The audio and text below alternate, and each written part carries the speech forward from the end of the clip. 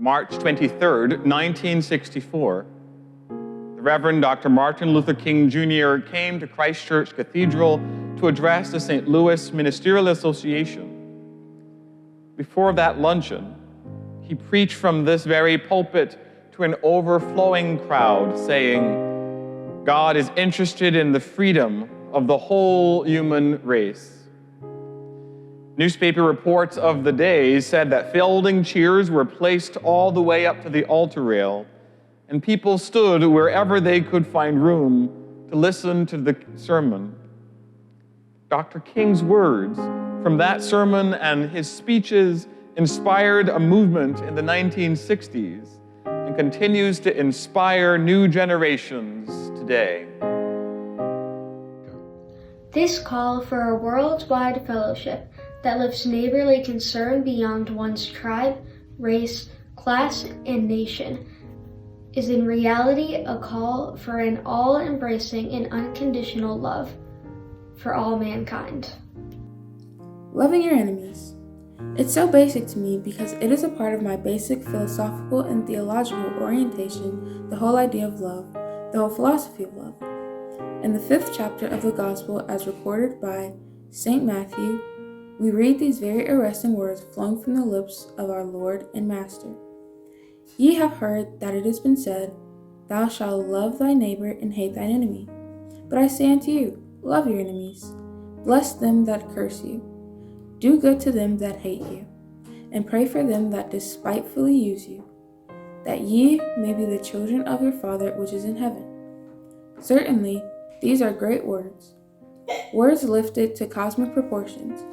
And over the centuries, many persons have argued that this is an extremely difficult command.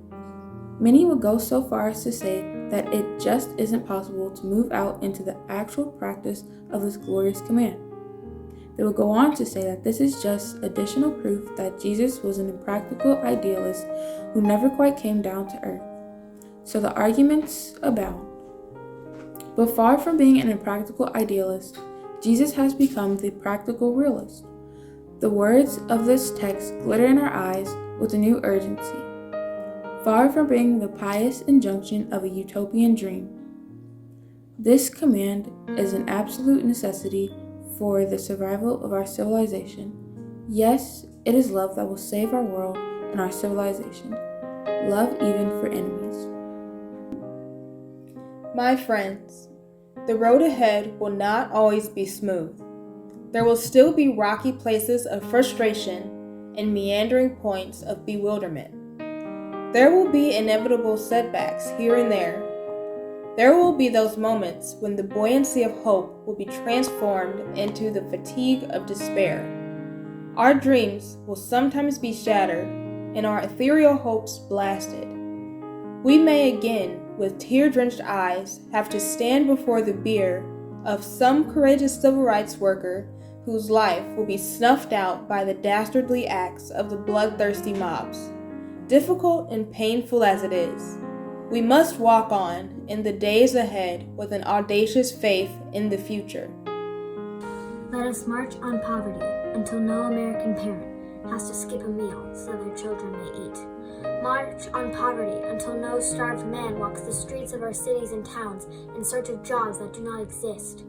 Let us march on poverty until wrinkled stomachs in Mississippi are filled and the idle industries of Appalachia are realized and revitalized, and broken lives in sweltering ghettos are mended and remolded. You know, a lot of people don't love themselves, and they go through life with deep and haunting emotional conflicts. So, the length of life means that you must love yourself. And you know what loving yourself also means? It means that you have to accept yourself. So many people are busy trying to be someone else. God gave all of us something significant, and we must pray every day asking God to help us to accept ourselves. We know through painful experience that freedom is never voluntarily given by the oppressor. It must be demanded by the oppressed. Frankly, I have yet to engage in a direct action campaign that was well-timed in view of those who have not suffered unduly from the disease of segregation. For years I have heard the word wait. It rings in the ear of every Negro with piercing familiarity. This wait has almost always meant never. We must come to see with one of our distinguished jurists that justice too long delayed is justice denied.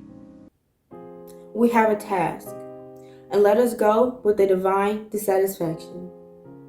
Let us be dissatisfied until America will no longer have a high blood pressure of creeds and an anemia of deeds. Let us be dissatisfied until the tragic walls that separate the outer city of wealth and comfort and the inner city of poverty and despair shall be crushed by the battering rams of the forces of justice.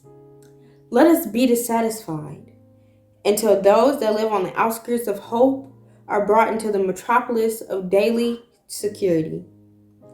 Let us be dissatisfied until the slums are cast into the junk heaps of history and every family is living in a decent sanitary home. Let us be dissatisfied until the dark yesterdays of segregated schools will be transformed into bright tomorrows of quality integrated education. Let us be dissatisfied until integration is not seen as a problem but as an opportunity to participate in the beauty of diversity. Let us be dissatisfied until men and women, however black they may be, will be judged on the basis of the content of their character and not on the basis of the color of their skin. Let us be dissatisfied. Let us be dissatisfied until every state capital houses a governor who will do justly, who will love mercifully, and who will walk humbly with his God. Let us be dissatisfied until from every city hall justice will roll down like waters and righteousness like a mighty stream. Something is happening in our world.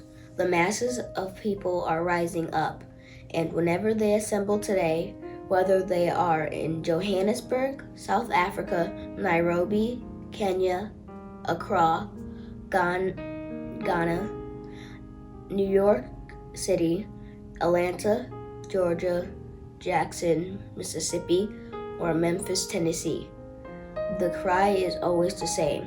We want to be free.